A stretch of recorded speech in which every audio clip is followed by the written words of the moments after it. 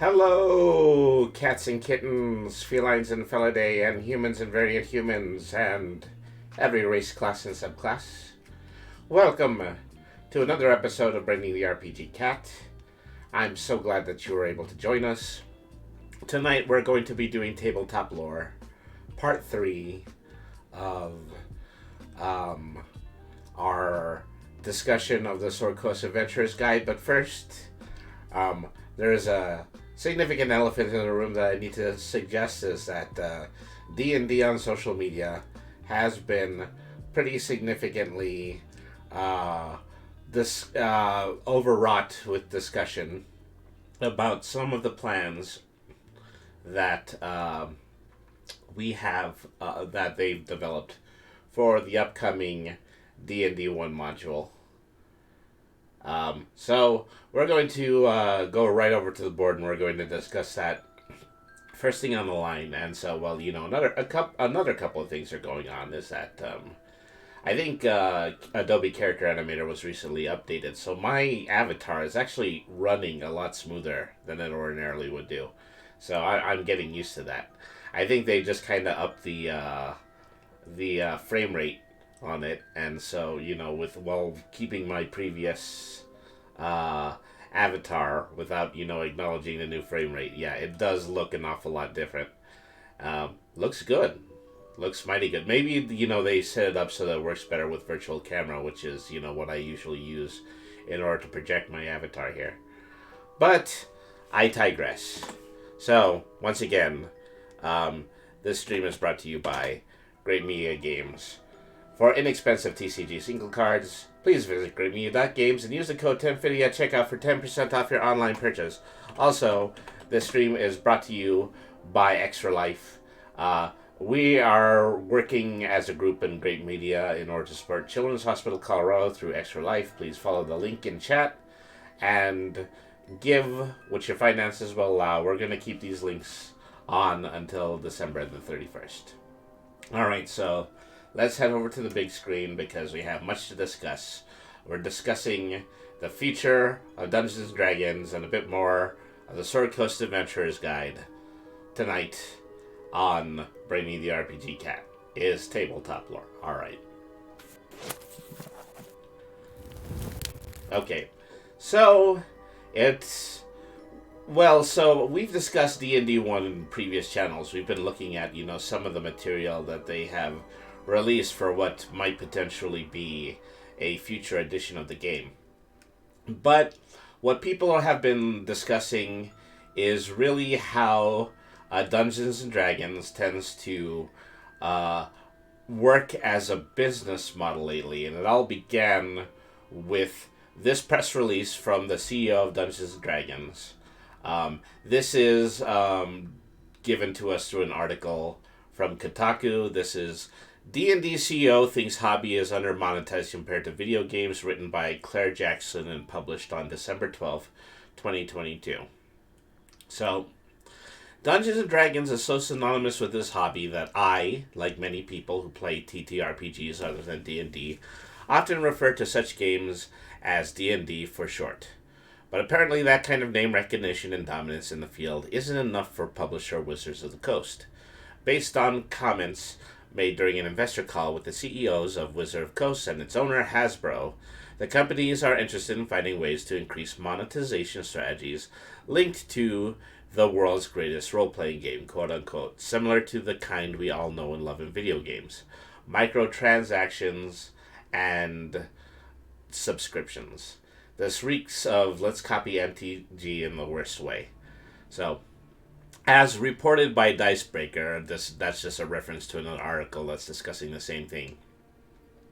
Hasbro CEO Chris Cox and Wizards of the Coast CEO Cynthia Williams are looking to grow the future of Dungeons & Dragons through the type of recurrent spending that you see in digital games, highlighting the fact that dungeon masters, or quote-unquote game masters, players who run the game and control all non-player characters and monsters, spend most on the hobbies through rulebooks and digital services. Williams bemoaned the fact that players, those who only play individual characters, just aren't spending enough. to play in the company's fantasy world. She described D&D's current state as under-monetized. Many who are familiar with the hobby might find that these comments somewhat odd. As the world's most popular tabletop role-playing game, Dungeons & Dragons has a variety of ways players and game masters can purchase official materials and spend money on the game, which has, by Williams' own admission, never been more popular. It's true that purchasing the core rulebooks costs about $100-ish and can provide you with a lifetime of material to play with. If you wanted to save money and use your imagination like some kind of monster, $100 isn't nothing, but it's hardly the amount that, say, a lifelong gamer is likely to spend on new video games in a year. And many players of video games do spend much more than that on microtransactions within their favorite titles. However, some might say this ability to spend around $60 to $100 and then let your imagination guide you the rest of the way is the appeal of the hobby. It's approachable, it's affordable, and it has a personal, unplugged feel to it. But then again, that doesn't match up with the kind of spending models we see in quote-unquote digital games. So from a certain angle, perhaps it's easy to understand why executives at Wizards of the Coast and Hasbro may lament that somebody can just buy a few books, get some dice, and spend the rest of their lives happily playing the game without spending another cent. There are plenty of great supplemental source books available to though, which for $30 to $60 offer new options for character creation, new magic items and abilities, and the like. There's also a digital service known as D&D Beyond, which offers online access to various rules tools and reference materials, all available at various tiers of free and paid options, including microtransactions for individual classes, magic items, monsters, spells, and more. In that sense, the digital game style spending models are already there, and Dungeons & Dragons has hit a new level of pop culture awareness in recent years through television shows like Stranger Things and the streaming phenomenon that is Critical Role. Folks want to get into D&D like never before, and there's no shortage of DMs happy to set up the game for new players who aren't sure of the time or the financial commitment. The magic of D&D sometimes is realizing how much fun you can have just sitting around the table with friends or on a Zoom call, telling a story and just throwing some dice. Sometimes it's not even about the game as much as it is hanging with fun, entertaining people. Wizards, it seems, wants people to pay more for this experience, and more often too.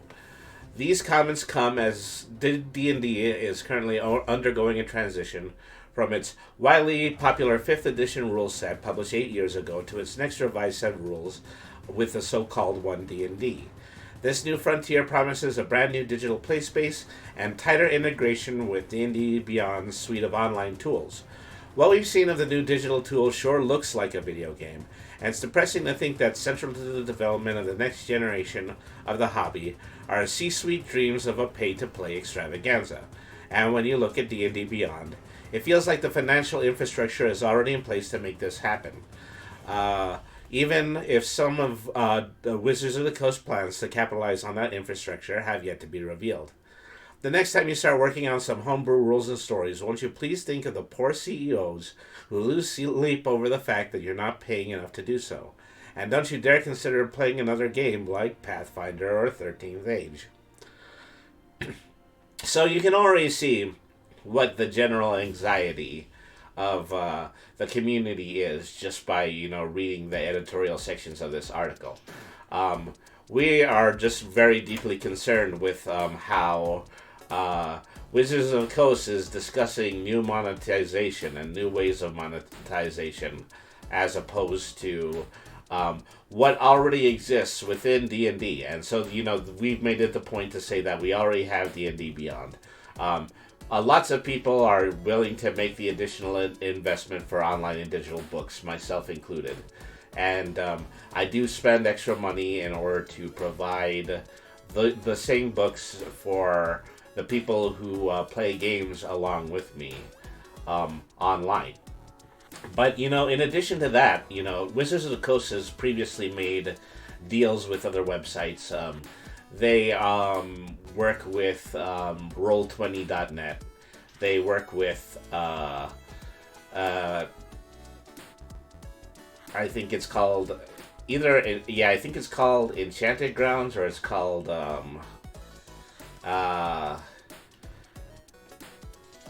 As I forget, but I actually have it on my own.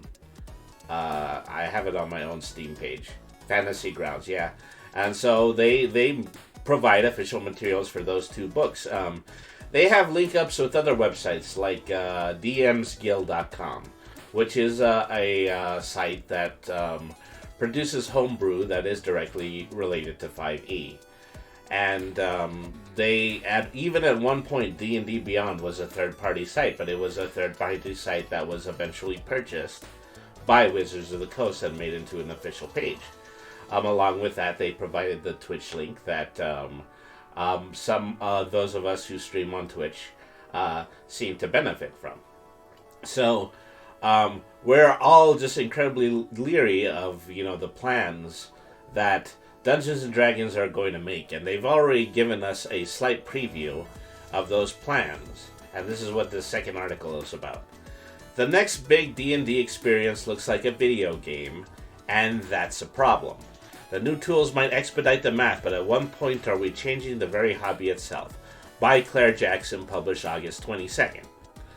Last week, Wizards of the Coast announced its plan for the world's most popular role-playing game, Dungeons and Dragons, will look like in the next few years. Alongside a refresh of the rules, which Wizards promises will be fully compatible with every 5th edition book that's been published previously, some long-neglected, fan-favorite settings are finally making a return. What's more, a new digital toolset that uses Unreal Engine 5 to render maps and miniatures will do all the imagining and maybe the math for you. New rules will get debated and can always be cast aside in favor of house rules. Well, we're more than a little bit concerned about that. So that doesn't concern me. A push for a more complex set of 3D tools, however, I think runs the risk of altering not just the game, but potentially the hobby itself. The last major update to the core rules of Dungeons & Dragons arrived in 2014 after the D&D Next playtest eased the transition of the divisive 4th edition set of rules. 5th edition, which could be described as a kind of quote-unquote greatest hits of various rules from previous editions, has been something of a neo-golden age for the game. But instead of moving on to a new edition, Wizards states that the upcoming changes to the game will simply fall under the umbrella of its new One D&D initiative. That initiative will see a backwards compatible refresh of the current rules undergoing public playtesting right now, along with a variety of official digital tools, facilitated by Wizards' parent company's Hasbro's recent acquisition of D&D Beyond, a platform with a suite of digital resources such as purchasable rules, expansions, and virtual character sheets. Are we going digital only and no more buy to own? Just renting a service that lets us read encrypted PDFs for a time? Well, we're going to delve a little bit more into specifically what Wizards of the Coast said in this most recent press release. And we're going to be looking at that together, so we'll definitely have a better answer to that question once we do that. The presentation of a direct-to-fan virtual event called Wizards Presents 2022 revealed that the company wants to move away from the concept of quote-unquote editions entirely. Wizards will instead update the rules to represent where the game is presently for the upcoming books in 2024. What lies beyond that isn't entirely clear, but the new One D&D concept seems to be a departure from the standard giant rules reformatting that we've seen in the past, with numbered editions representing what are essentially wildly different games under the same name. If you're along for the ride during the days of D&D Next, or have taken part in other playtests, such as TTRPG publisher Paizo's playtest for the second edition of the fantasy RPG Pathfinder, then this process is familiar to you. Similar to what we see in public beta tests for video games, the playtest materials aim to assess how functional and popular the upcoming changes are. During this process, it should be safe to assume that nothing is permanent until the 3 updated core books start shipping in 2024. And even then, it's a TTRPG. We can house rule it any way that we want. Kotaku has reached out to Wizards of the Coast for some clarity on rules changes and in some cases on things that are staying the same. One example of this is the term race, which was used during the presentation and exists in the current playtest PDF. Other TTRPG companies have moved away from this word in recent years while addressing issues of representation, identity, and the history of gaming's treatment of characters of different races in both the mechanics and the stories that are told in their respective game. Simply changing the word race to species or ancestry is not the magic solution to what has been a problem of representation since the inception of these kinds of fantasy games. Rather, it's more of where the work begins in making a game more inclusive and aware. That's not to say Wizards of the Coast isn't doing that work, though keeping a term that the industry and community is moving away from is an interesting choice. But perhaps the most dramatic potential change coming to the game isn't so much in the rules or in the terms of the game uses or doesn't use for its very concepts, which will be debated and shaped and formed over the years to come, but rather in the reveal of virtualized play space for a game running on Unreal Engine 5. Shown off during Wizards Presents 2022 livestream, D&D's digital resources didn't start and end at virtual character sheets and digital books. The company is producing a fully 3D rendered playspace using Epic Games' popular video game engine, and the result is something that looks, well, like a video game. While the presentation highlighted the use of a tilt-shift camera effect to make everything look like miniatures on a table, these are otherwise clearly 3D rendered models with HUD elements to indicate movement, position, and current hit points. And it's not unreasonable to assume that a variety of pretty special effects will be used for casting spells and scoring critical hits. Though Wizards has made no indication that things are headed this way, it's also easy to imagine such effects or other cosmetic touches possibly even being sold, as we often see in many video game cosmetic shops.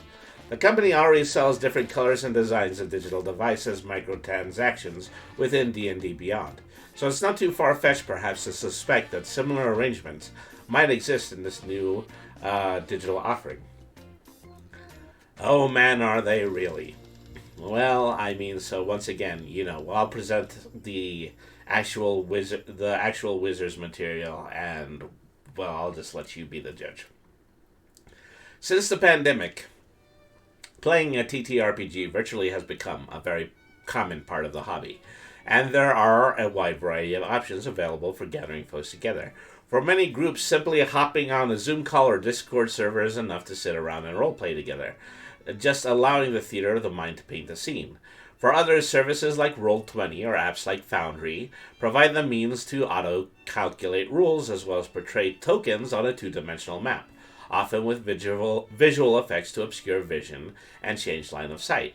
I would argue, however, that what Wizards is doing with this new play space, and they're not alone with this, is a step in a different direction, one that I think could potentially divide the hobby depending on how it's implemented. For one, services like the upcoming D&D Digital are starting to look more and more like video games. At what point are we just playing an MMO or something like Diablo? Will the service calculate all the math? What room does it leave for house rules? Will this new digital toolset require a cutting-edge GPU to run? What monetization efforts will Wizards implement? And how will those impact the experience of playing the game? How much technical skill is required to set these virtual environments up? Can we automate the role of a dungeon master and have an AI system handle all the challenges? Like in a video game? I played in games of D&D online with people running the bare minimum of laptop specs, and I've had great experiences that way. The thought that I might need to send people a list of spec requirements for a game of remote D&D, however, isn't something I can get excited about. Kotaku has reached out to Wizards of the Coast to shed some more light on the potential twists and turns of an official, fully realized 3D play space. Streaming technologies like Google Stadia could make a difference here. For now, I remain very skeptical of this inclusion. Part of what makes D&D so wonderful is that its rules and imaginative presentation aren't limited by a digital set of if this then that instructions and purchasable pixels, and I worry about what we'll lose by straying from that. During Wizards Presents 2022, the virtualized playspace was described as an immersive tool that would take care of the lazy DM. Few words describe anything more poorly than immersive. Why is it immersive? Because of 3D? How do we define immersive? As maybe a deeper philosophical conversation. And the term lazy DM is an odd one, though, because I'm not entirely sure what it means in this context. Running a role playing game can certainly be a daunting task, so are the rules to help you sort out to remind you of certain rules is, of course, welcome. Uh, so the use of tool. I read that wrong.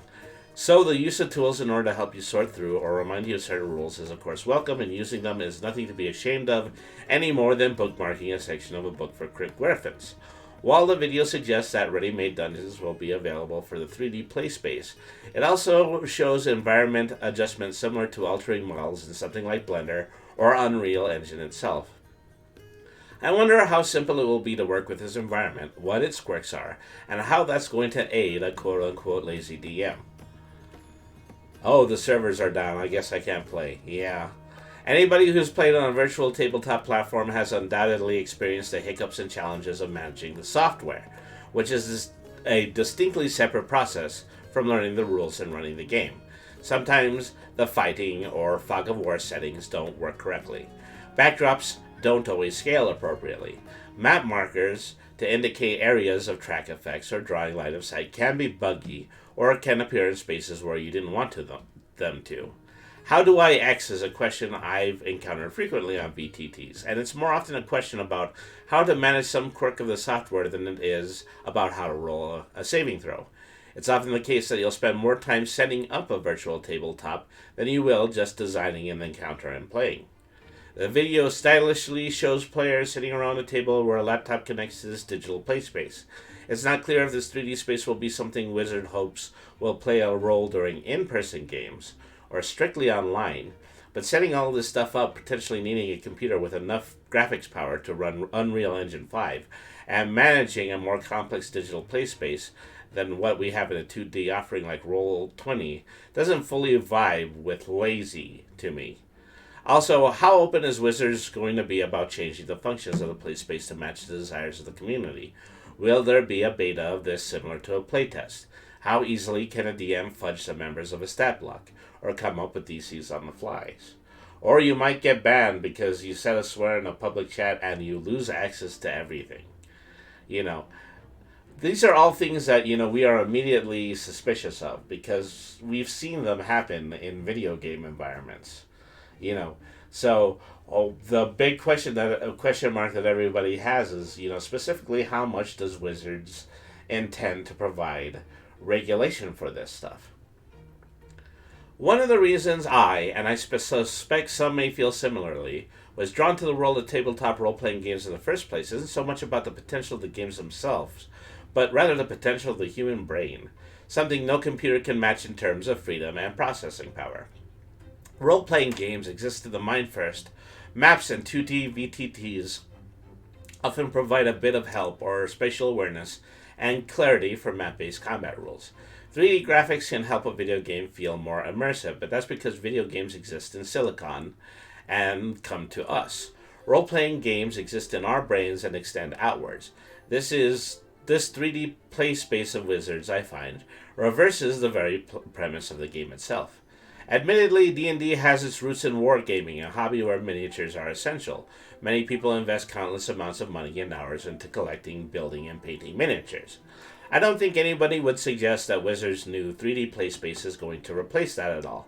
What I fear it will do, however, is move beyond the blueprint of maps and 2D VTTs and start to feel like a set of strict digital limitations and expectations of what our games will look and play like, with all the available options determined by what Wizards feels is important to us. Much of the presentation that announced this talked about the need for D&D to allow you to be whoever you want to be. Once we start building 3D spaces, however, whoever becomes narrowed down to the choices of which set of pixels the company is interested in selling. Hello, Queen Vampiress. Thank you very much for tuning in the stream. So we were just in the middle of discussing D&D Beyond and some of the potential limitations it might have to a modern game of Dungeons & Dragons. So, I'm not above paying for digital assets. I happily happily paid $50 for a license for Foundry VTT and often buy PDF maps from DriveThru RPG. But there's also so much great stuff we're currently empowered to do without spending money. In current VTTs, I regularly ask players to find cool character portraits on Pinterest and toss those images into something like Token Tool to stamp out neat looking tokens for us to have on Foundry. And then we can select the color of our digital dice in that app without paying. Will this 3D play space from Wizard offer the same digital freedom I get with current VTTs and our fancy 3D graphics via the Unreal Engine worth that trade-off? As I was watching the presentation, I was reminded of a game I ran at Gen Con last year, set in Monty Cook Games' Tolus. The players had to go deep beneath the city for the unusual reasons a group of adventurers travel into dangerous spaces. Before descending beneath the city, they've got some advice about what to expect from a lonely ratfolk named Elbow hanging out in the city dump. Elbow had no stats. I came up with him on the fly, more or less. I had a vague idea of who he was before the game, but I was a lazy DM and I just figured I'd just fudge the numbers or flip to a random NPC stats if it came to a matter of rolling dice. He was simply a narrative concept, someone who didn't need defined attributes to necessarily exist, but was there for the story. And let me add as an aside that this is typically the mindset that I tend to have when I create NPCs, including some of the ones that you've seen in one-shots from the Meowing Portal. Elbow lost his brother, another ratfolk who had a love of gunpowder but ended up falling into the clutches of a cult. Elbow suspected his brother might still be alive in their city and begged that the player characters to find him. The PCs ventured down into the labyrinth below and got into an epic brawl with a wasp queen. While I did indeed find Elbow's brother, time was running short and I wanted to make the brothers' reunion impactful. So I randomly thought it would be hilarious, epic, and thrilling to have Elbow use improvised explosives from his brother's gunpowder stash to blow a hole from the surface down to the chamber where the PCs were fighting. Because I was using a writable map with a dry erase marker and simple tokens, all the impact and thrill of this could have just been done on the fly, with the theater of the mind doing the bulk of the quote-unquote processing power for the game. How easy will it be in a new 3D playscape Wizards will offer me to toss in sudden changes and have them feel like a wild departure?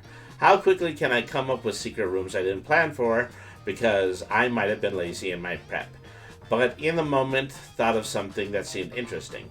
How much do I need to know about 3D modeling to shape that? How can I describe a ratfolk blowing his way through the ceiling and potentially setting tons of shit on fire in an epic climax to a fight and have the 3D play space keep up with a breakneck speed of improv? Right now, I'm not convinced of what this new 3D play space will add to existing games, at least not for me. Predefined environments with pixels that require software knowledge is hard to manage in the space I've imagined, and I'm conveying to a table of players. And while I enjoy some of the benefits of digital TTRPG experiences, if Wizards wants to sell me colors of fake dice on D&D Beyond, I wonder what they're going to try to sell me on this new platform. And so I think I've pretty accurately framed, just a level of concern that people have here. And it's really just kind of framed in the fundamentals of the creation of a tabletop RPG. Despite the fact that it is now owned by Wizards of the Coast, a subsidiary of Hasbro, Dungeons and Dragons has existed since the mid-1960s, has always had a defined set of rules, and it was part of a whole culture of tabletop RPG games. It used to be a hobby that was synonymous with comic book collecting. People who were capable of buying comic books were also capable of buying role-playing game books that were relatively inexpensive, and the more often were just printed in monochromatic black and white that you could Xerox. And that was, just kind of part of the open sharing nature of the hobby, is that if you had the materials, then you're more than likely going to share it with another person, and then you're going to add people to the hobby that way. Yeah, printed in books of copy paper, not the fancy glossy pages and hardcovers that we have now. The fact that your average 5e book is about $50 is really just due to the fact of how of what the quality of the paper is, and what the quality of the art was. The innumerable amount of artists that are paid by Wizards of the Coast, all factor into how much that book costs. And I can imagine a lot of people are concerned, but I also can imagine that a lot of people are pretty nonplussed because they assume, that if D&D is going to try to be official, and if it's going to try to be going to try to monetize itself to its audience as much as it possibly can, then people are eventually going to pull away from it, and people are eventually going to find other role-playing games in order to play with. There's also the very distinct possibility that people will not invest in everything new that Wizards of the Coast is trying to develop, and instead they will stick to the 5e books that they currently have, because we own those now, and we are just capable of using them now and into the future to play Dungeons and Dragons. Using the methodologies that we've been doing, even the methodologies that I've been doing for this channel when I create one-shots for the Meowing Portal. So, one-shots from the Meowing Portal is largely played using a Discord server. And while I do use Tailspire, which is a 3D program for generating maps, that program is nothing more than a tabletop simulator. So I still have the versatility that was described in this article of changing around what might have happened improvisationally during the story. The fact that Wizards has so far not come forward with how they are going to implement elements of the game, such as homebrew, and the versatility of this program that they're creating, has a lot of people concerned whether or not they are really going to change the face of the hobby, and they're going to do so in a way that is going to create microtransactions for many of the people who are playing. As a previous article mentioned, it's not just DMs that are shouldering the expense of the hobby, but it also might become the player characters, the people who want their own materials for their player characters in Dungeons and Dragons. Now I'm starting to understand why the Spelljammer set was so underwhelming despite the price. Well, that might have been because of another set of decisions entirely. I'm not necessarily going to say that the Spelljammer set was just put out really cheaply in a way in order to, make way for a future that was mostly microtransaction based. There's also the fact that I'm going to be getting the Spelljammer guide for 5e soon. And the Spelljammer guide for 5e does seem to be a slightly more... Well, not Spelljammer. I got confused there. I'm getting the Dragonlance book. I'm getting the Dragonlance book pretty soon. And from what I can see, based on the online version, which I paid $20 extra to include in D&D Beyond, that Dragonlance is going to be a much more sizable and much more comprehensive manual than the Spelljammer books were.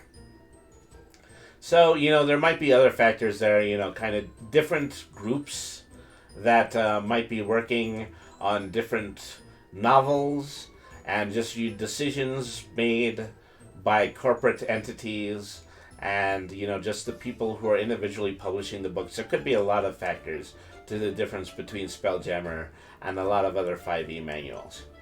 So, as promised, the very next thing that we're going to do is we're going to have a look at the actual Wizards of the Coast press conference. We're going to look at two sections of it that pertain directly to the new changes that are going to be occurring in D&D now, and we're going to, and I'm going to provide this without too much commentary, so we can begin to make our decisions about what the future of Dungeons and Dragons might be, and whether or not we should be concerned. So, well, first things first, I'm going to have to pause my soundtrack for a little bit, and then. So I've already had this article fast forwarded to the sections about one D&D.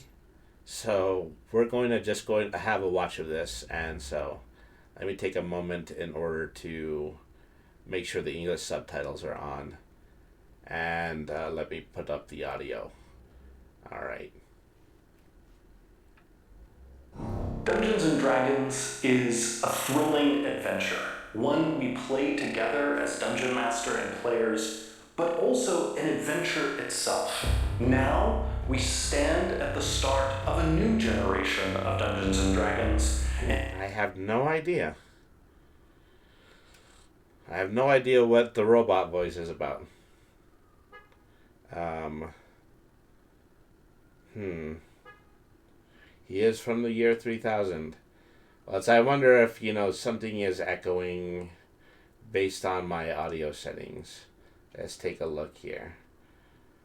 Desktop audio, monitor output. Why would that be playing twice?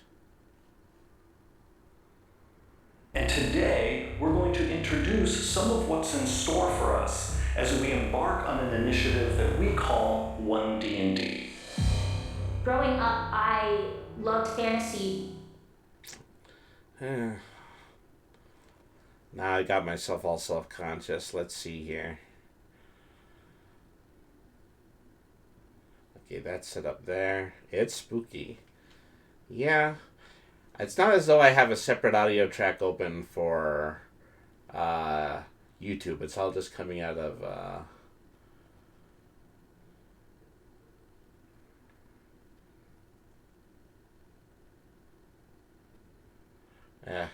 it's not doubled, it's flangered. Let me see here. Speakers. Yeti. Yeah. As another part of it. Yeah, it's like that.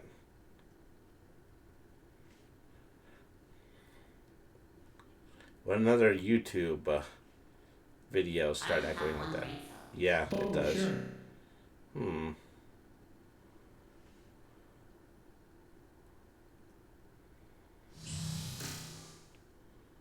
Yep, it's everything. You sound fine though. Yeah, because I'm only using the microphone output. Why would that sound be doubling?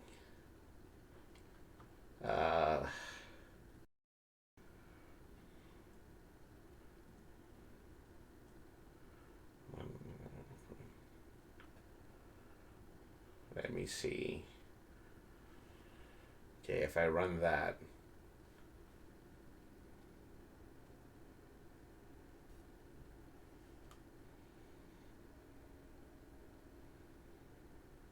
Nope, that's still the same echo.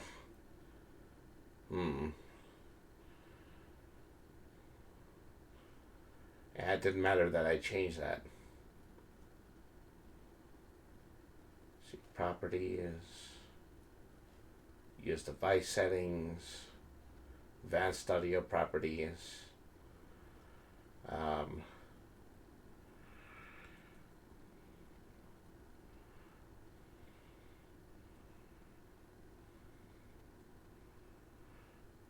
Okay, isn't that? Couldn't be the tracks.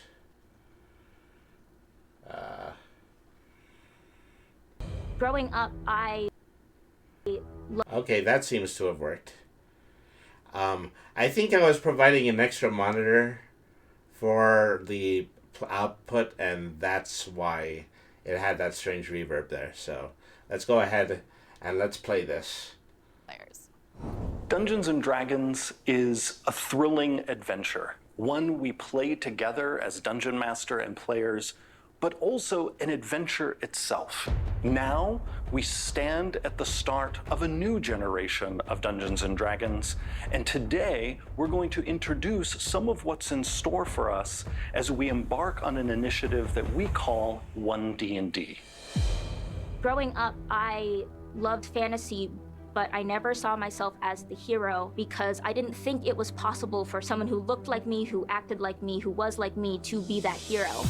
We want to continue to reach out to folks who are interested in fantasy, who love storytelling, who enjoy spending time with their friends and creating these collective stories that they can remember for years to come. D&D's been around for 50 years, and there's very little that persists that long that becomes generational, that people can really just not only share, but literally hand down to their kids. What we want to do is just add to that legacy. We did a smart thing with 5th edition by listening to the fans. And what came out of that process was a system that is stable, that is well loved, that incorporates the best elements of earlier editions. Now that we have that, we are no longer in the position where we think of D&D as an addition. It's just D&D. 5th edition is a rule set that has worked for so many people and has brought so many new and exciting folks into the game. It's more important for us to continue to cultivate and respect and love what it is, that the world has told us is working for them. The sort of change you're going to see isn't about taking anything away from you, isn't about changing any of that stuff that you love. It's much more about giving you more options, giving you more choices you can make, more character types you can play, more magic spells you can cast. Basically, we're very happy with the game the way it is today. We just want to build on that. We're revising the major core rulebooks that every player uses, the Player's Handbook, the Dungeon Master's Guide, the Monster Manual. One of my focuses, specifically, is the Dungeon Master's Guide. I'm going to make some structural changes to make it more friendly to new DMs. When it comes to art for D&D, it's about as versatile as our players. We want to show that the person you are can appear in the worlds of Dungeons & Dragons. That's what 2024 holds, is this promise of getting new versions of the books that are the game you know, but reflect where the game is presently. 1D&D has 3 pillars, and one is the rule set, which is built on the base of 5th edition, but updated. We're building upon the rules that have been established, the storytelling, and expanding our world and our rule system. When we say building on top of 5th edition, what we mean is that all the adventures and supplements that have been released in the past 10 years will still be playable with the new evolution of D&D. Then there's D&D Beyond, which is the base of our digital tools and assists for players and DM. Currently, players are cobbling together all kinds of different apps and websites to have a true integrated D&D experience. What we want to do is actually just provide all the tools that the players need to play themselves in one space. Right now, with the acquisition of D&D Beyond, we've already started to dip our toe into digital, and it was a fantastic partnership that we have going, but we can add more. Digital physical bundles is something that we've wanted to do for a long time, and now that D&D Beyond is part of our family, it's finally something we can do. Your content is available anywhere you want it, and you have those physical books, but you've got nice portable versions that you can access through your phone or through your tablet or through your other device. Then our future-facing aspect of this is the D&D Digital, which will become a full play space for you to have experiences that are Pre-alpha immersive. and Right now we're in early development of our digital experience. We can play a game, roll some dice, see the miniatures moving around in a 3D play space, but that's just the core of it. We chose the Unreal Engine for several reasons. Reason number 1, make it look dope. That's the first thing. Number 2 is take care of the lazy DM, because we're all lazy DMs. Ease of use means being able to access all of the tools that you need in order to get the adventure started. So we use the camera technique called tilt shift.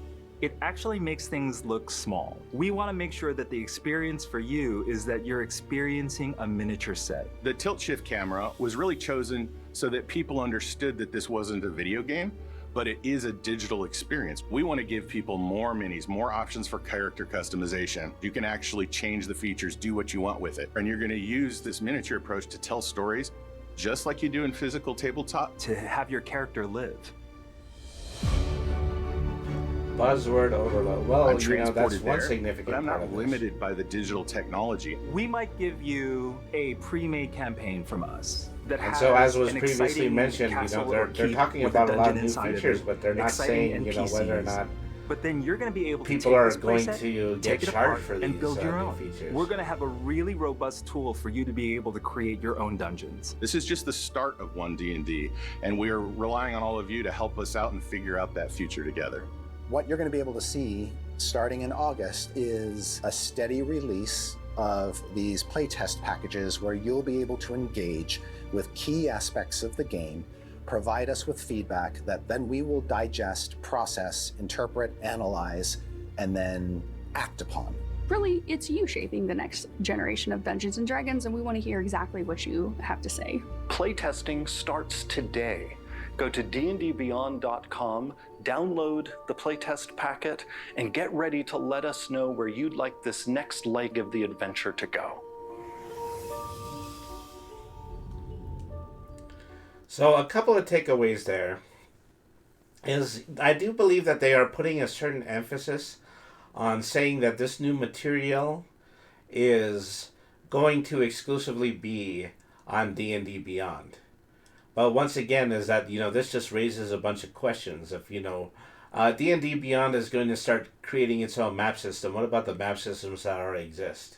What about the map systems that exist on sites like Roll20, which is already supported by Dungeons & Dragons?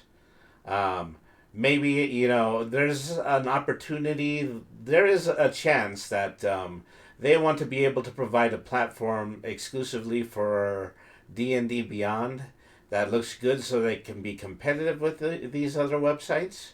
But, you know, part of that competition, you know, has to do with the fact that, you know, they have sub-licensed other websites.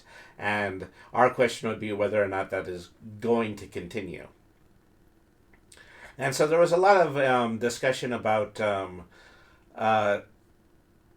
just the features that are going to be in this new map system, and you know, whether or not people are going to get paid for it, because it's already been mentioned that, you know, by the CEOs that, you know, we are a little bit leery of the fact that the Dungeon Master is the one who makes a major investment, but not necessarily any of the players. Frankly, I see this becoming a situation where one D&D becomes the only D&D. And so, yeah, that's what we're all leery about, and that's what we're all, you know, looking about. And so, you know, when I'm on my forums, there are usually forums on Twitter, and usually the forum that is on D&D Beyond itself. The consensus is that people are wondering, they're just looking for signs from above. They're looking for signs from God. They're trying to see whether or not Wizards of the Coast is going to better define some of, you know, what they have already made us concerned about.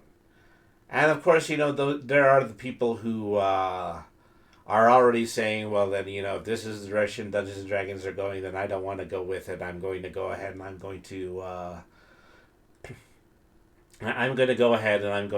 go to another tabletop RPG. You know, one that respects the way that we've always played, because there's always discussion about that in any kind of fandom. So let me see. Let me skip ahead a little bit here, because there's a lot of material about books that are just going to come out in the next few months, and they're going to be 5th edition books. There's another section here that's called the Dungeons and Dragons in 2022, so we're going to look at that one. Well, D&D in 2023, that's what it is. And so we're going to skip to that. Oh, look, it's Skinny Die.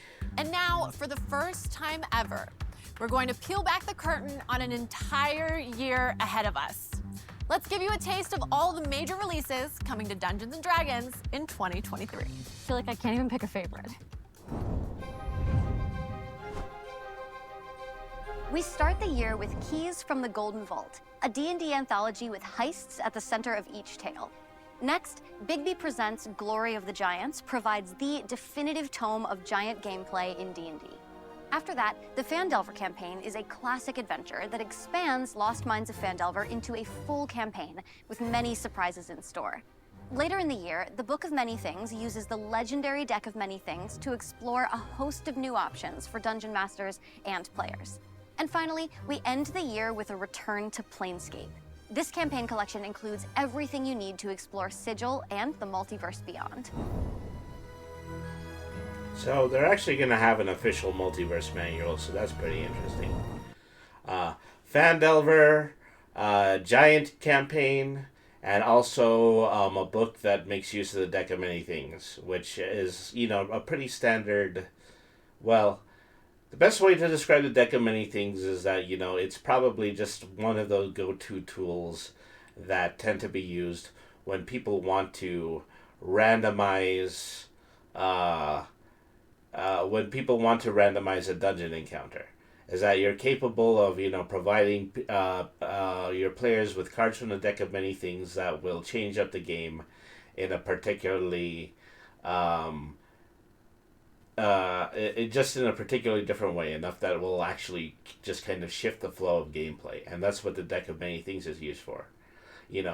Once again, this does somewhat confuse me as somebody who runs games, because, if I wanted encounters to include the Deck of Many Things, then typically I would just use the Deck of Many Things. I mean, that's a no-brainer. You just go ahead and you add that to whatever you are already playing.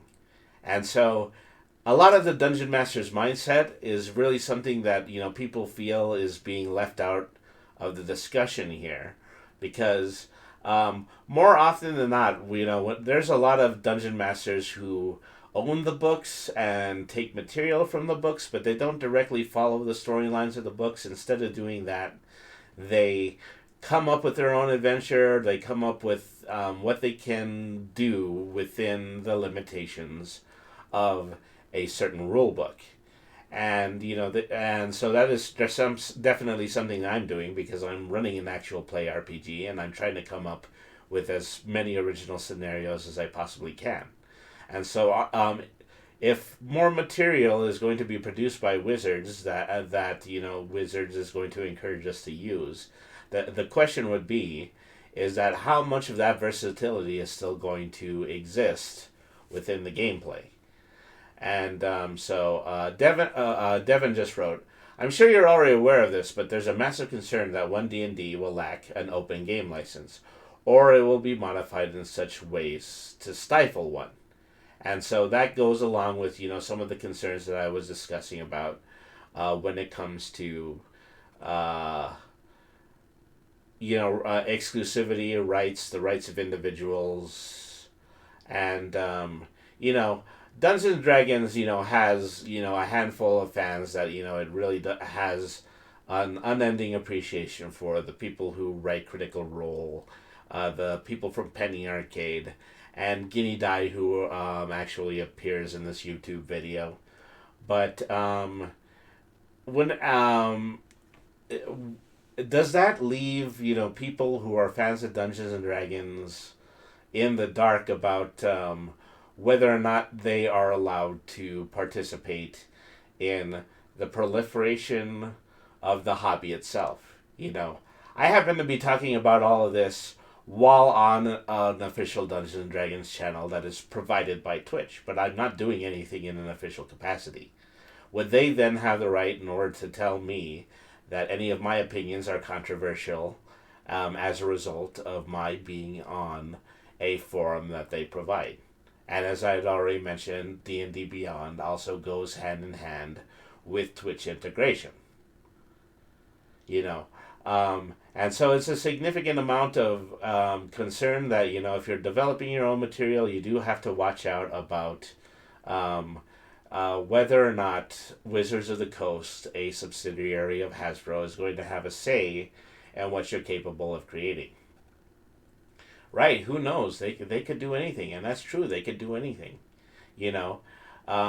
if the let me put it in a way that is contextual to the holiday season. If these shadows are not changed, there's a very good chance that in the future I'm going to need to move away from some of the official Dungeons and Dragons materials that I use for this stream and for the actual RPG, the actual play RPG that I do.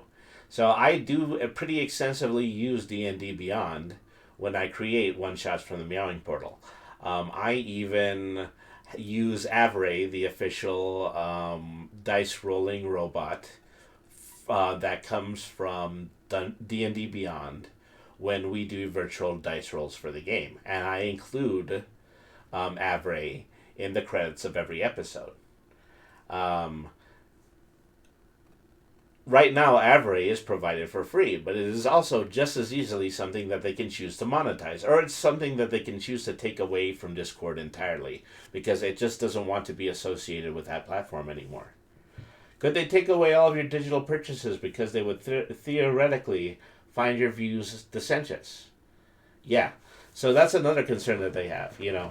When I was out playing in public earlier today, somebody had brought up the possibility, you know, are you just going to be completely and totally banned from your Dungeons and Dragons account if you just say something controversial, or if you just make a cuss word in chat as though this were a game of World of Warcraft or Team Fortress 2? Because that's also just as likely. And so, you know, we deal with concerns about monetization in just a lot of areas. Monetization of music, which is why I no longer play licensed music, but instead actually license music of my own using Epidemic Sound. And, you know, lots of changes that I've had to make to my format due to the fact that things that were normally completely accepted by the Twitch platform have changed pretty significantly. And, you know, I do everything I can in order to still work it within the parameters of what I have to do. And this is very familiar, not only with, you know, people who regularly play video games, but it's also familiar to people who play another particular tabletop hobby. And that hobby is called Warcraft. There's been reports of, you know, individuals who have received strikes from Warcraft's parent company, Paizo, for doing things like, well, just kind of coloring their miniatures the wrong way and then posting it on their website. You know, not properly representing the platform the way that the company does. And if that is really where the direction that this is coming to, that is, you know, very much in the vein of taking away some of the creativity that the player brings to the material. And these policies are often changed on a whim with little or no regard to the function of the platform and its users. Are you thinking of Warhammer and Games Workshop? Yes, I'm thinking of Warhammer and Games Workshop. Sorry about that. What did I say? Warcraft and Paizo. But, okay, never mind about Warcraft and Paizo. I'm talking about Warhammer and Games Workshop. And I've already heard about those issues. And I've already heard about, you know, how the Warcraft, the Warhammer people, I did it again. The Warhammer people have already complained pretty extensively about how their representation of the hobby is not the same as the representation from the company. Dungeons and Dragons, you know, is if without a certain amount of transparency, Dungeons and Dragons is really just going to become that sort of company, you know. And so my only message to the creators of Dungeons and Dragons at this point would be, please don't forget, you know, the reason that so many of us invested in the hobby in the first place. To use the example of the fact that many of us played Dungeons and Dragons during things like COVID downtime. We get together and we involve ourselves in this because this really is a hobby that exists among individuals. This is really a hobby that exists amongst a person their individual ability to create and their ability to share what they create to other people who are being equally creative while playing tabletop. And it's this exchange of individual creativity is what really makes tabletop role-playing such a worthwhile hobby. So I love the games that I run, and I love the people that I run them with, because they provide things that are interesting to me. I provide things that are interesting to them. And then we just kind of take these ideas and we put them together in a way where we are effectively developing and we're creating our own universe. And if that is not the definition of immersion, then I personally don't know what the definition of immersion is. You know, I could ignore possibly, you know, all of the accusations that DMs are being lazy.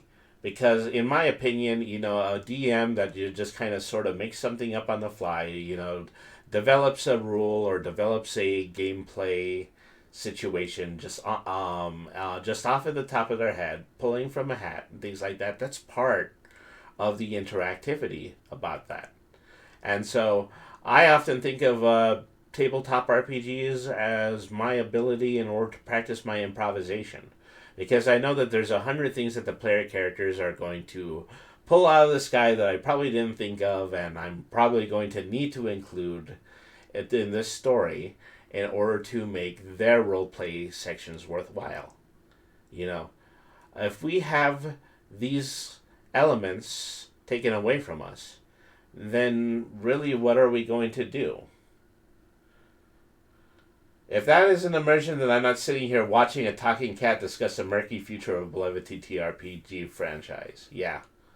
You know, it's because you believe in the immersion of this animated cat via Adobe Character Animator, which I already mentioned at the top of the stream, is the reason that you're so engaged in the D&D material that I create. And,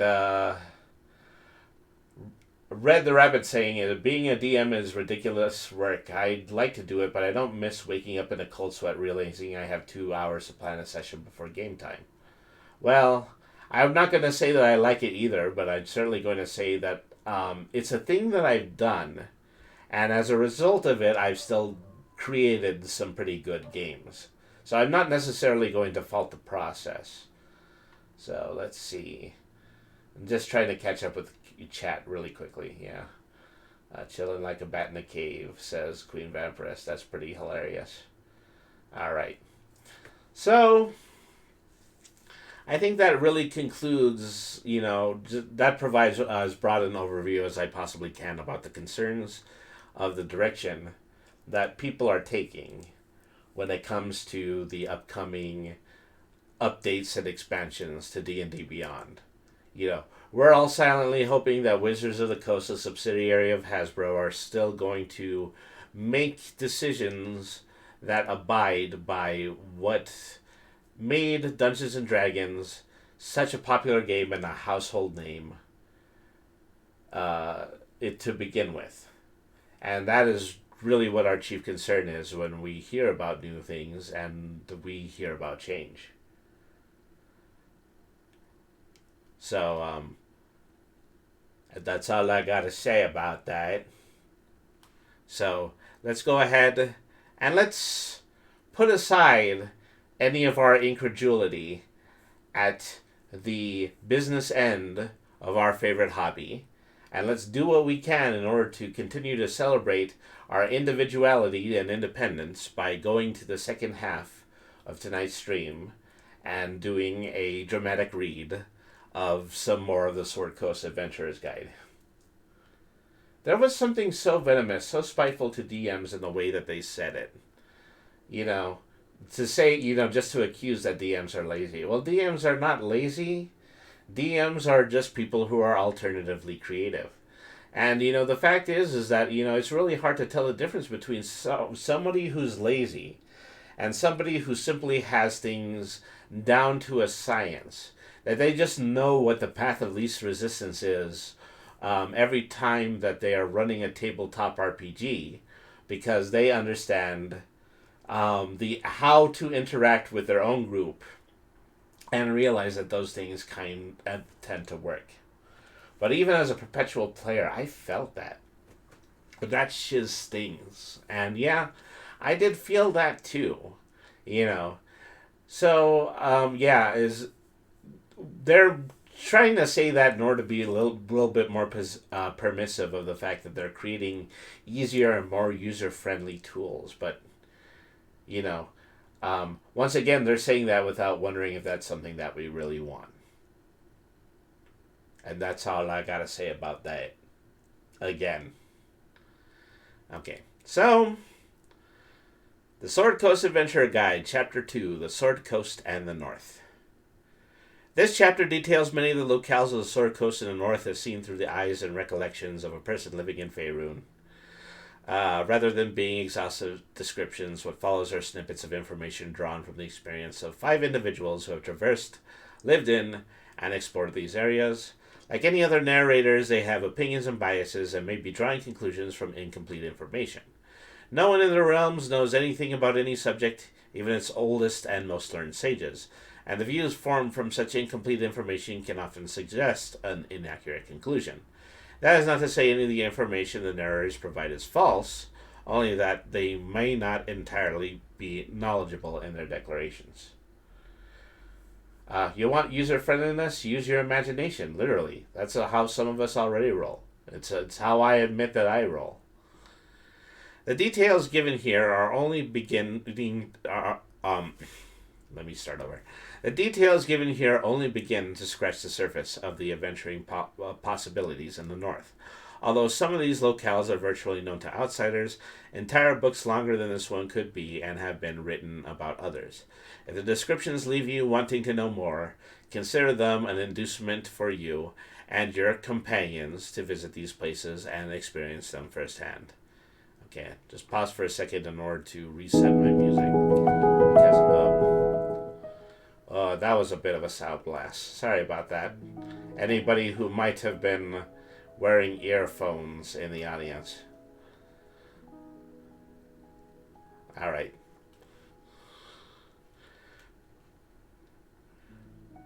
So, the Lords of Alliance. For a century and a half and more, the Lords Alliance has stood as the most important and influential group in the North. Its power has kept towns safe from the predations of larger powers, has kept the ambitions of Luskin in check, and has taught the rulers of many cities that it's better to cooperate, even for a time, than to merely shut one's doors and allow the storms to rage outside. It was this philosophy that led to the founding of Lurar, and when the lesson was lost, so too were the Silver Marches. Say, rolls to hold a funeral for the earbuds with +1 to religion. You are a much more empathetic person than I am, Red.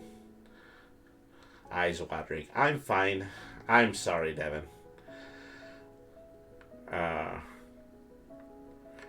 It was this philosophy that led to the founding of Lurar, and when that lesson was lost, so too were the Silver Marches. But it serves no purpose to dwell on the folly of the past. Better instead to look at the future, repair the walls, and wait for word from the watching sentries. Quote, Andway Curran, agent of the Lord's Alliance. The Lord's Alliance isn't a nation unto itself, but a partnership with the rulers of towns and cities across the North, who have pledged peace with one another, and promised to share information and effort against common threats such as orc hordes and Northlander pirates. It is a loose confederation of those settlements and their agents, all of whom owe allegiance first to their homelands, and second to the Lord's Alliance. In the harsh lands of the North, where winters are cold and monsters and human barbarians regularly stream out the mountains to pillage outlying settlements, large nations are rare indeed, particularly in the current state of the world. Instead, great city-states have emerged, enriched by trade, and protected by stout walls and loyal defenders. Such cities, including Baldur's Gate, Mirabar, Neverwinter, Silvery Moon, and Waterdeep, extend their influence to nearby regions, often creating or accepting vassal settlements. But in the end, these realms are cities driven to consider their own protection and future before other concerns. In the years soon after its founding, more than 150 years ago, there is more trust in membership, and the Alliance accepted submembers from further south. Nothing to be sorry for. Okay, well, we were all just being especially dramatic when it came to my mandate not to hurt people's ears. Since then, events such as the growth of Eltragard into a power in its own right and the recent fall of the Silver Marches have caused the group to draw in on itself, restricting its membership to powers in the north. The current members of the Alliance are Amphail, Baldur's Gate, Daggerford, Longsettle, Mirabal, Mithril Hall, Neverwinter, Silvery Moon, Waterdeep, and Yartar. There is some doubt that Mithril Hall will be a part of the Alliance. There is some doubt that Mithril Hall will be part of the Alliance for much longer, but until rulership of the Dwarven City is more firmly established, it remains a member. It is possible to ascribe an overall character to the individual members of the Alliance. As a group, the agents of the members are interested in the preservation of civilization in the North, and they share what information they can, and oppose what threats they must, to further that goal. In the end, though, a merchant of Waterdeep and one of Baldur's Gate are concerned mainly for their own purses and the welfare of their home cities, and are unlikely to care what happens to the other, except inasmuch as it affects trade. The advice and insights of this section come from Andwe Kururin, a half-elf native of Silvery Moon who was once a knight in silver, a member of the city's armor, and now serves as an emissary and, when necessary, an active agent for the Lord's Alliance. She travels the north on behalf of the Alliance, representing its interests and gathering and updating information on its settlements for her superiors, fellow agents, and potential recruits, including adventurers who might serve the Alliance or one of its members. Note to the DM, I'm probably going to skip that. I completely and totally trust the DM's reflexivity in this situation. Amphail, named for its founder, a former warlord of Waterdeep. The small town of Amphail is home to just over 700 souls, yet it sought and received membership in the Lord's Alliance just under a century ago, thanks to the maneuverings of the noble families that control its lands. Where once it was simply an example of the extent of Waterdeep's reach, Amphail became the playground of that city's noble families, a place where they can scheme against their rivals and send their more rambunctious offspring to unleash some of their destructive tendencies without harming the family's reputation in proper society. As a result of being a member of the Lord's Alliance, Amphail is the equal of such great cities as Neverwinter and Baldur's Gate in matters that concern the other powers of the region, despite its clear inferiority in size and strength. Amphail's sovereignty means that, although patrols from the Waterdeep City Guard sometimes ride north to check on matters in Amphail, the only true authority in the town is the will of the noble families that control it. The primary business of Amphail is horse ranching, and the town is a fine place to find replacement mounts and all manner of tack, bridle, feed, and other goods necessary to keep up one's horse. Most farms have farriers, or at least hands that can swiftly shoe a horse, and spare shoes all but litter the town. Visitors to Amphail often get a polite admonishment to mind the highborn or wear silver saddles from the locals, but those who ignore such warnings should expect no help if they get into trouble with the nobility. Amphailians are by their nature suspicious of and quiet around folk who openly display wealth or status, having learned earlier in their lives that nobles are folk who like to throw their weight around, and to the detriment of anybody nearby without coin or a grand enough title to stand up to them. I find that these common folk are ideal sources of information about the very people that they distrust. Alright. Okay. For their part, the young nobles that lure the town seem to make mischief mainly because they can. The feuds and rivalries that would generate only carefully worded insults in the city can escalate into brawls when these miscreants are far from the watchful eyes of their parents. Duels have long been prohibited by the mutual agreement due to the blood feuds they provoked in the past, but hands often drift to sword hilts when heated words are exchanged. Nearly every other sort of noble indiscretion is foisted on the residents of Amphail. Those who suffer property damage or worse at the noble hands are forced to forgive the offense in exchange for the application of a coin or a promise made in the transgressor's name, suggesting that the youngster's relatives will handle any obligations. Some businesses survive entirely by bringing the comforts of Waterdeep to Amphail, creating gathering places where young nobles can feel at home. The three greatest families with significant interest in Amphail are houses Amcathra, Ilzimmer, and Roaring Horn, and most coin and businesses eventually pass through the hands of one of those houses or its intermediaries. When Amphail joined the Lord's Alliance, these three houses were the loudest and most influential voices, and now control the rulership of the town, with a controlling family changing each shield meet. The current Lord Warder is Donner Ilzimmer, who speaks for the town to the Lord's Alliance. House Amcathra has yet to choose its successor for the next shield meet. Houses Janskill and Tarm have similar breeding concerns in the area, and House Eagle Shields has holdings near Amphail that it uses to control its long tradition of caring for unhealthy animals from nearby farms and offers fine tack and other gear for sales. I'm beginning to debate whether or not holdings and hoardings are the same thing. Among the common folk, the Organthier family has the largest and oldest cattle and horse farm in Amphail, and supplies some of the finest Amphail greys, low-wheel, intelligent steeds favored as personal mounts to nobles and travelers in the region. A new family, not noble but possessing much wealth, has purchased the old Baldasker Ranch. We suggest that the Hemzar family, who were unknown in either Amphail or Waterdeep before the purchase, like most of the mysterious matters in Amphail, may have the secret backing of one noble house or another. My contacts say the Olgantiers have positioned the Alzheimer's to crush this upside business, a move that they are considering. I visited the Hemzar Ranch, and I consider such a move inadvisable.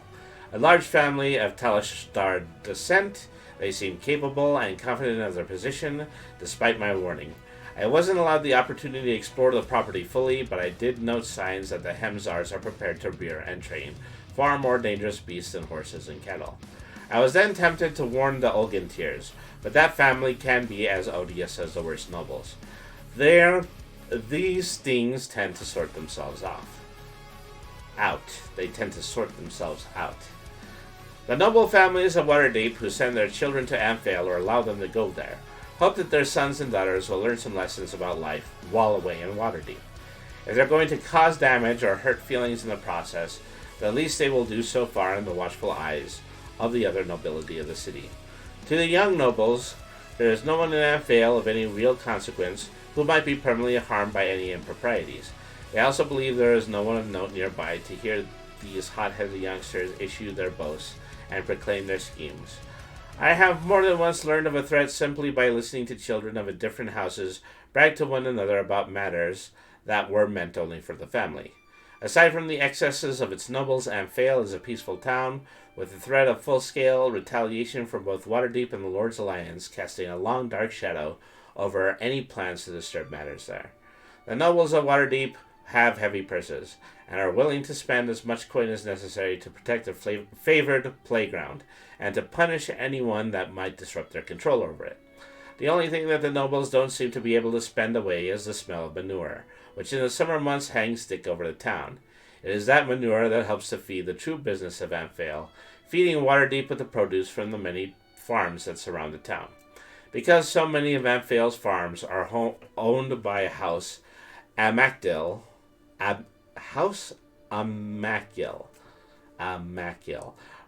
members of that noble family are by far the most enriched by the commerce there.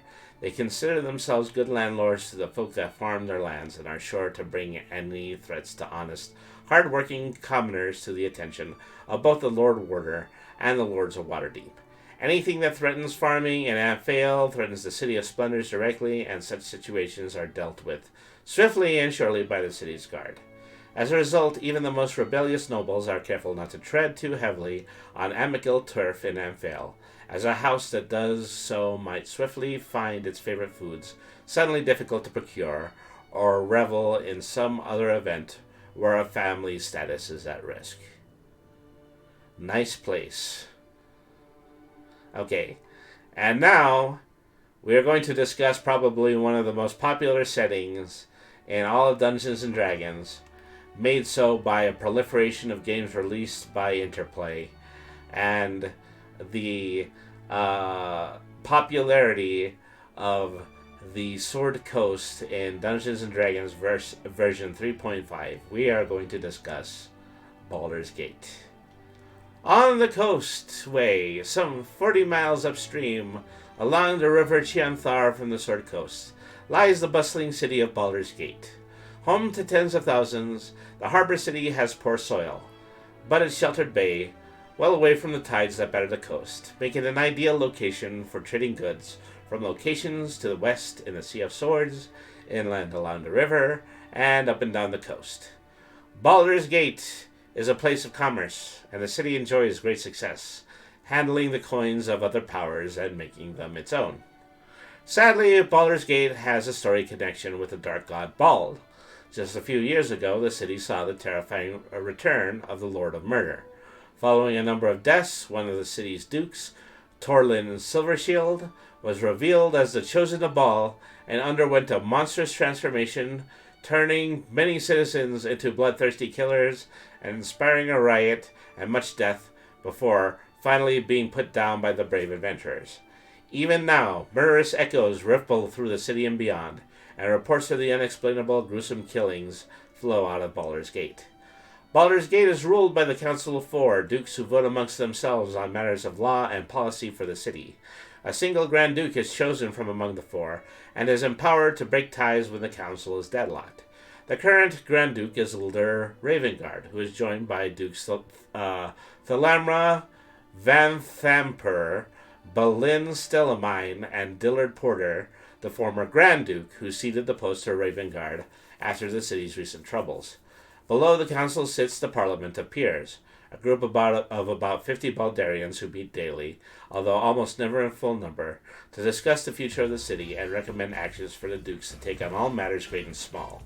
At any given time, roughly 1/4 of the peers are powerful members of lower city society, with the rest drawn from upper cities' noble families, called patriarchs. Defense of the upper city is handled by the Watch, the official constabulary of the city's elite. Their duty is to defend the patriarchs and enforce their laws and little else. For the rest of Baldur's Gate, security is enforced and order maintained by the Flaming Fist Mercenary Company, a supposedly neutral force which is free to fight in external conflicts so long as it doesn't side against Baldur's Gate. By tradition, the highest officer of the Flaming Fist is one of the city's dukes, and Grand Duke Elder Ravengard fulfills that tradition proudly. Membership in the Flaming Fist is fairly easy to achieve, and adventurers with much experience swiftly advance in rank and consequently political influence once they become permanent members. Permanent Parliament members, that's what they become. Many ranking officers are former adventurers who have retired to military life. In both the upper and lower cities, the underworld is controlled by a shadowy group known merely as the Guild. The dukes don't acknowledge the power of this group in any meaningful way, at least not publicly, but try, at least nominally, to curb its influence where and how they can. I lost count of how many gangs claim territory in the lower and outer city, and all of them seem to owe allegiance to the Guild. Efforts to destroy the Guild have thus far failed, due in part to the inability of outsiders to identify a clear leader in the group, but in no small measure to the shameful lack of effort on the part of the rulers of the city to protect its people. Upper City. The upper city of Baldur's Gate is the enclosed haven of the city's nobility, the Patriarchs. Sitting atop their hill, the Patriarchs look down upon the rest of Baldur's Gate in every real sense, wielding their wealth and influence to push the Council of Four to protect their lifestyle. Though at one time a wealthy merchant or powerful adventurer might hope to advance to the ranks of the Patriarchs, there is no longer room, physically or otherwise, for the class of the upper city to grow. Now, only those born to the patriarch families inhabit the manors in this oldest part of Baldur's Gate. The poorest among those goes so far as to sell furnishings and decorations from inside their homes in order to keep up appearances with their fellow patriarchs. Most would say that the lives of the patriarchs are marked by luxury and decadence, and for a great many of them, this is likely true. However, some families do make an honest attempt at improving the city, and nearly every family has at least one member who engages in major commerce. No matter one's heritage, everyone must have coin in order to eat. There is but one non-human family among the patriarchs, the Dwarven Shattershields, who have been in Baldur's Gate for long enough that they are just as accomplished as their human peers at looking down at the rest of the citizenry. A number of gates divide the upper city from the lower city. but the one to note is the famous Baldur's Gate from which the city takes its name. Trade passes only through this gate and is taxed by the city, despite the fact that it was just such taxes that led to the city's being overthrown by its first dukes and the lower city enclosed by its ring wall. The other gates exist solely for the convenience of patriarchs and their retunes. Any who aren't in the presence of a patriarch wearing a patriarch's livery or bearing a letter of proof of employment by a patriarch must use Baldur's Gate to pass, even the upper and lower cities. Bear this in mind when trying to sneak from one part of the city to the next. Rude nobility. Sheesh. Lower City. Hard against the harbor lies the lower city, where stone, slate-roofed houses stand, sometimes unsteadily, and the folk who have long performed the royal work of the city reside. Baldur's Gate depends on trade, and that trade flows in and out of the Grey Harbor. The hands that load and unload ships, that tally cargo and haul goods, that repair keels and mend sails, all live here. The damp clings heavily in this portion of the city. Some say it is held in by the old wall, and lamps lit and filled by citizens, not the city, pierce the fog. Most locals are wise enough to carry lanterns or lamps, and visitors that have not learned to do so can usually hire a young Baldurian to guide them through the streets. The lower city was long ago walled in to benefit from the protection of the city, but the divide between the two wards is as stark as it's ever been.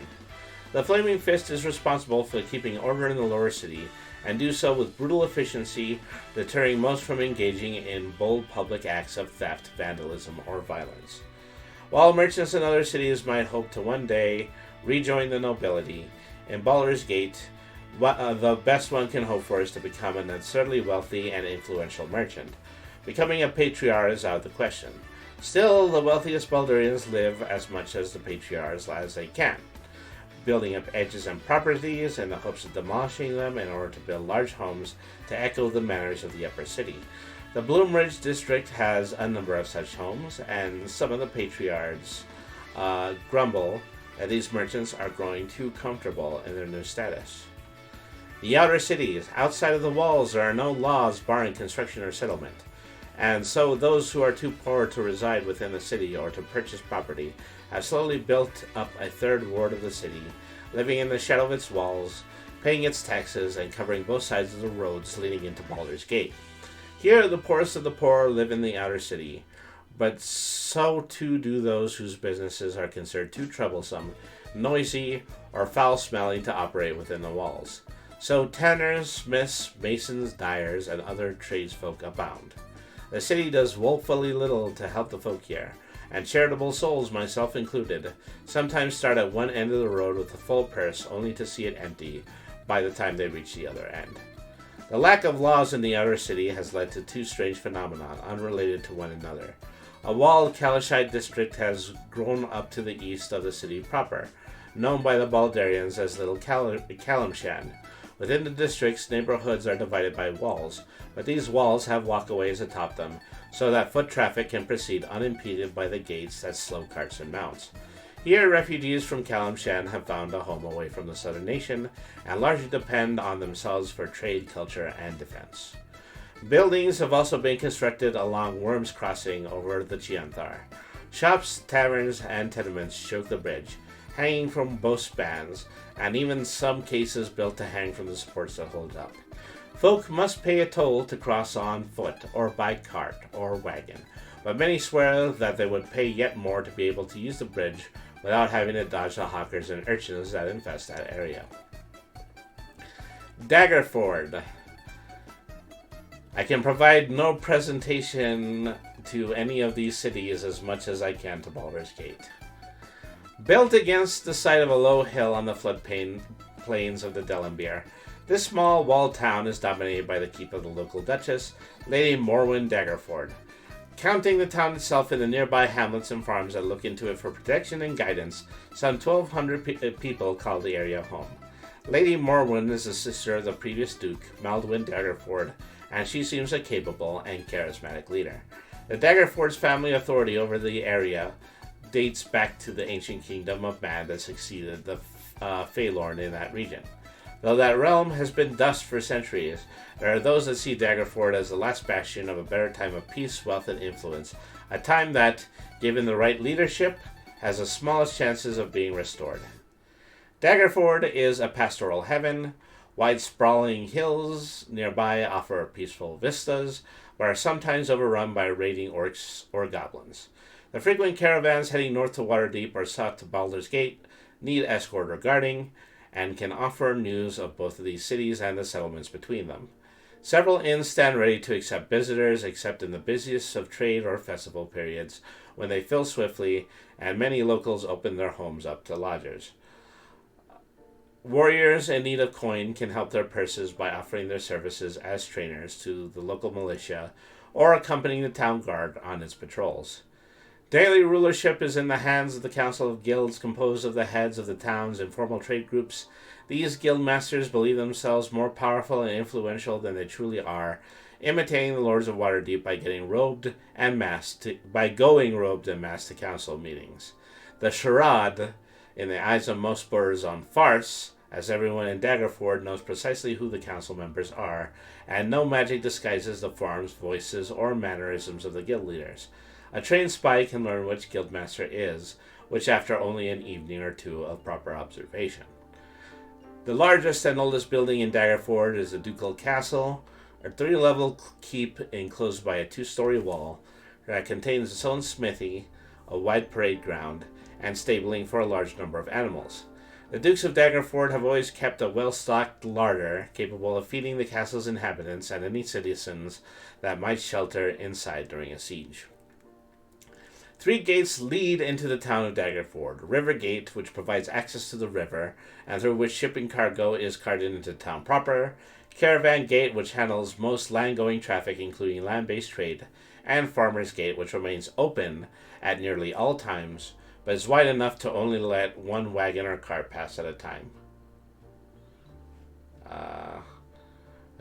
A militia guards Daggerford. Militia service is mandatory for all able-bodied adults and lasts for 20 years. All citizens living within the town receive instruction from the Duchess's own soldiers in the use of spears and other weapons and must spend at least 1 day a month in defense of the town, standing sentry on its walls or patrolling the nearby roads. Their training means that the common citizens of Daggerford aren't easily cowed by armed folk, demanding goods, coin, or passage, and are slightly more likely to take up work as mercenaries, caravan guards, or adventurers. Though she is less amiable than her brother was, Lady Morwen is acknowledged as the more capable of ruling Daggerford than Duke Maldwyn has ever been. She is well liked by the people who understand that she has an honorable heart and wishes what is best for Daggerford.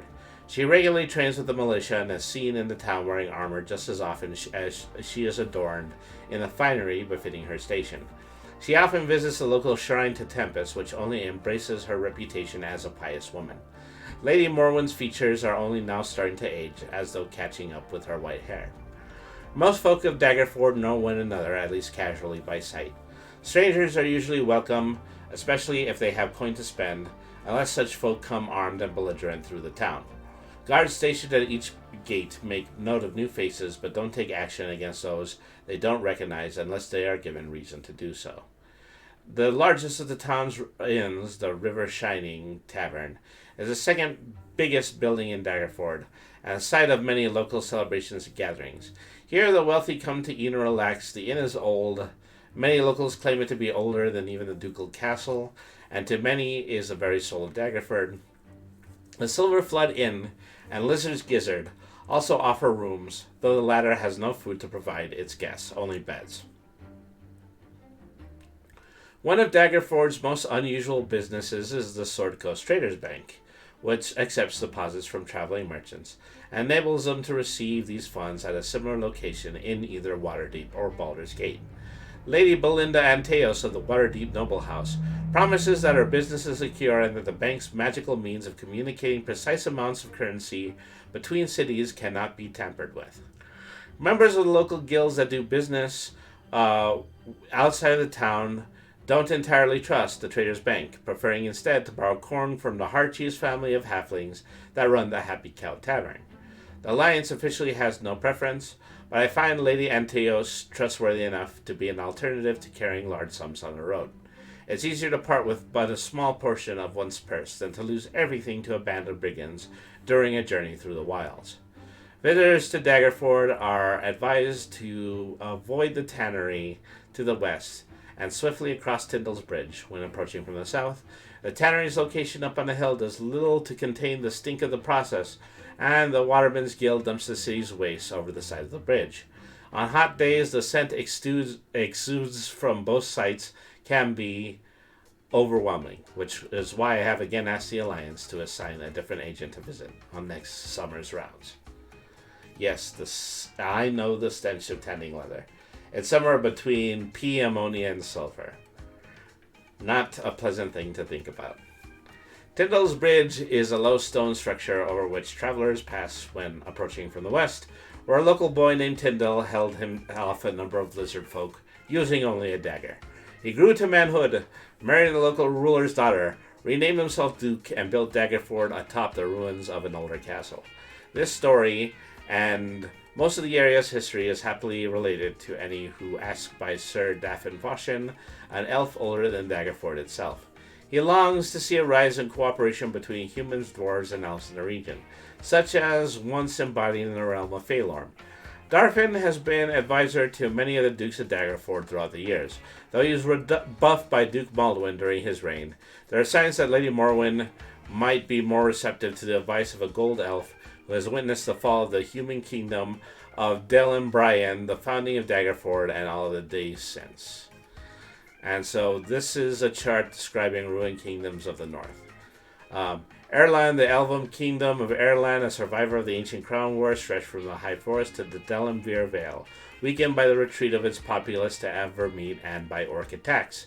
Erlan nearly fell 600 years ago to the demons that burst forth from Alskahorn, once known as Hellgate Keep, and now as Hellgate Dell. Elithorn, 10,000 years ago, the capital city of Elithorn occupied the site where Waterdeep stands today. A kingdom of elves that accepted both humans and dwarves in its lands, Elithorn stood intact for 7 millennia. It was eventually fragmented by increasing human settlement in the area, and repeated orc attacks spelled its doom. Athalanthar, the short-lived human kingdom of Alanthar, lay south of the High Forest in territory claimed by its self-styled Stag King 13 centuries ago. Its rulers were briefly supplanted by mage lords, but then reclaimed the throne, only to be wiped out by orcs within a few generations. Phalorm, dwarf, elf, and human monarchs shared the rule of Phalorm, also known as the Realm of Three Crowns, which was founded nearly 1,000 years ago in the High Moor. Phalorm lasted barely a century before repeated orc and goblin attacks overcame it. The Kingdom of Man. When Phalorm fell, the surviving humans of the kingdom established the Kingdom of Man, formerly known as Delimbirian, which lasted only 2 generations. Its dissolution left behind a number of petty kingdoms that welcomed new human settlers in several locations, leading to the founding of new cities and towns on the Sword Coast and in its environment. Netherrealm. For centuries, the legend of Netherrealm served as a lesson of human hubris and a lure for treasure hunters too prideful to learn from its story. Long before the Dales Compact and the advent of Dal Reckoning, Netherrealm arose as a human empire founded on the might of magic, learned from the golden nether scrolls artifacts at least as old as the creators' races. Flying netherese cities drifted through the skies all over the north, but primarily they hung high over a verdant land that is now the desert of Anarok. Okay, take a moment to take a swig of water.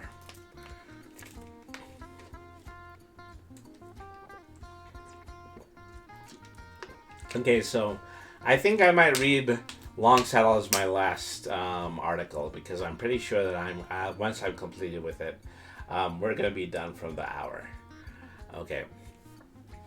The hamlet of Longsaddle is little more than a row of buildings on either side of the long road. Just imagine I spent 125 Brenning coin to redeem a hydrate. Well, you can do it. All you have to do is, try to get some people to have a conversation in 3 or more so I can fulfill the last section that I need for my affiliate status. The hamlet of Longsaddle is little more than a row of buildings on either side of the long road, halfway along the lengthy journey from Tribord to Mirabar. A path leaves the road here and winds to the Ivy Mansion, the great house of the wizards of the Harpell family. Since the Harpells founded the town more than 4 centuries ago, they have brooked little nonsense and less mayhem. Their own behavior sometimes border on the bizarre and can be disturbing. They once turned 2 rival sects of Malorites into rabbits for disturbing Longsaddle with their squabbles, leaving them at the mercy of the predators they had honored. But they are one of the most potent gatherings of mages anywhere on the north. The Harpells are a jovial, if insular lot. All wizards, they tend to marry wizards as well, and the elder women of the family, by blood or marriage, set the course for the house and utterly rule manners within the Ivy Mansion. The family takes on a number of apprentice wizards, using them for menial tasks and for basic defense of Longsaddle. Some apprentices are often the inadvertent test subjects for an experimental spell, such as the danger of apprenticing to the Harpells. It is likely the spirit of experimentation that caused the Harpells to found their town so far away from other settlements.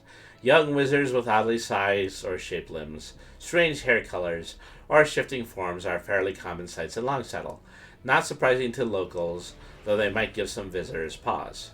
Given the Harpells' reputation as powerful wizards, and the sheer number of them, there's no shortage of folk poking around Longsaddle and the nearby lands hoping to discover caches of magic hidden like children's treasures.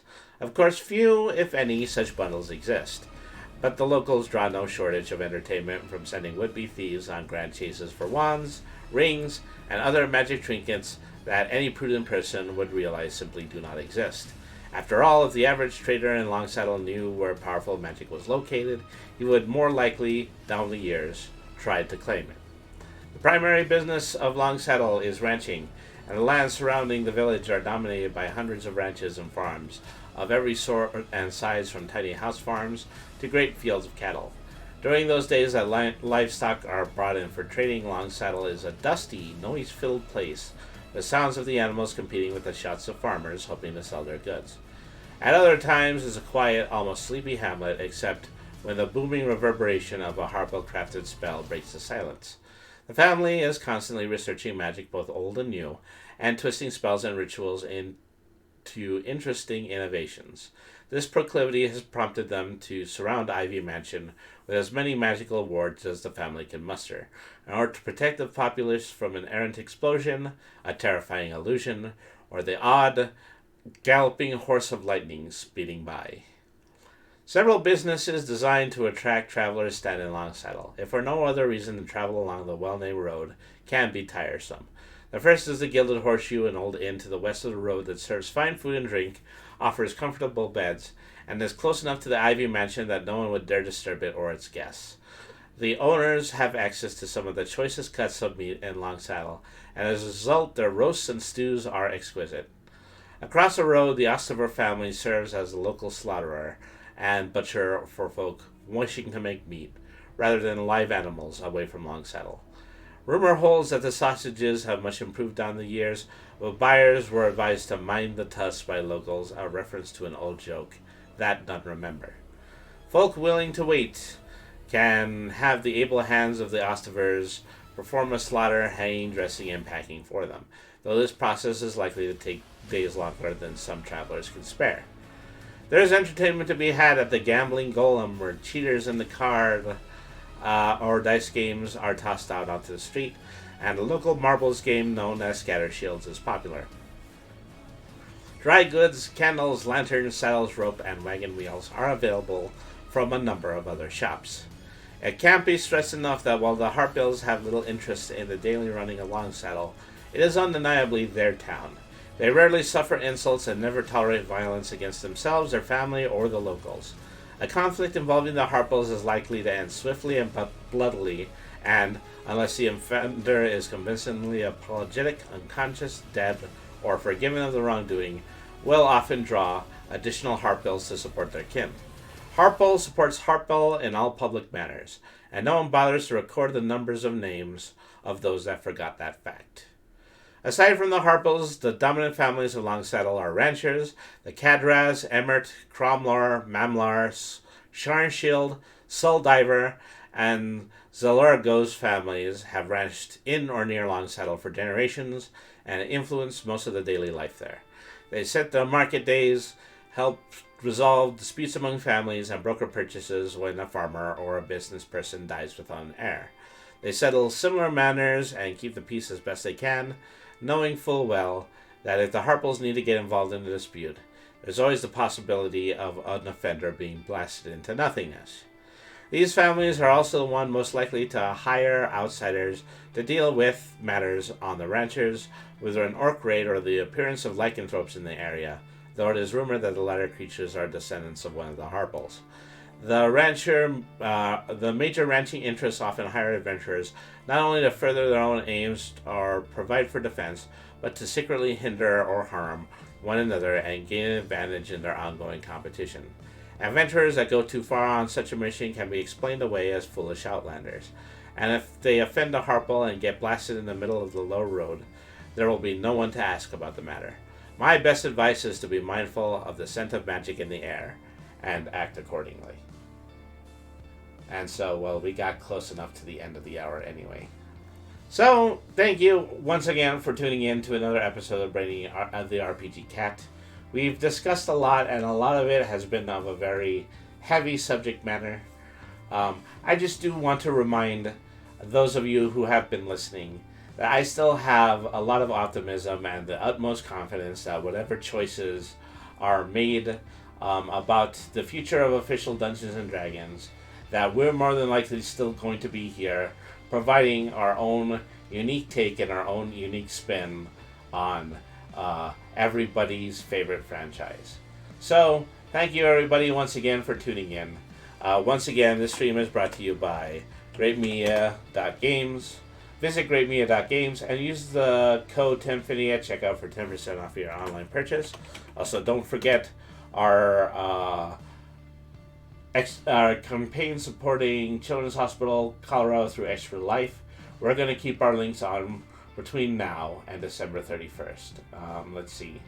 Red the Rabbit says, thanks for streaming. Well, thank you very much for tuning in. I appreciate you. It is thanks to your interaction and your willingness to discuss these points with me that keeps me continuing to do this segment. So, I am going to be back tomorrow. I'm on winter break and I just have a lot of opportunity to do some additional streams throughout the week. And I feel most likely I'm probably going to play another part of Pokemon Scarlet tomorrow. Since we have some extra time, I'm probably going to drop another tabletop lore this coming Wednesday.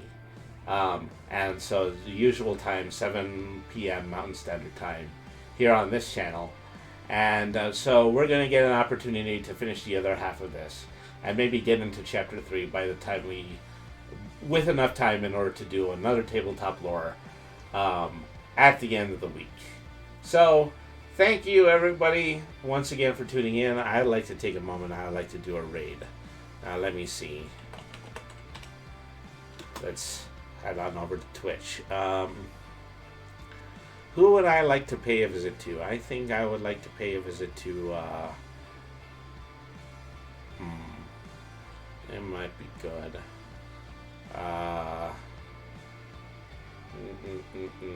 Oh, you know what? Okay, so we're gonna go over to Hoff GMG's channel. So Hoff, as I've already mentioned, is the CEO of Great Media Games. He's in the middle of playing a game of Raft, which I think is a game that's always interesting to watch. Let's start with a shout out. All right.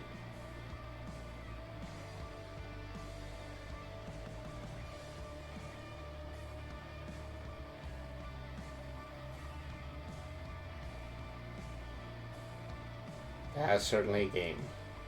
A game of resources and resource management. I couldn't tell you exactly what it is. Oh, it's Conan Exiles. I just saw the logo at some point.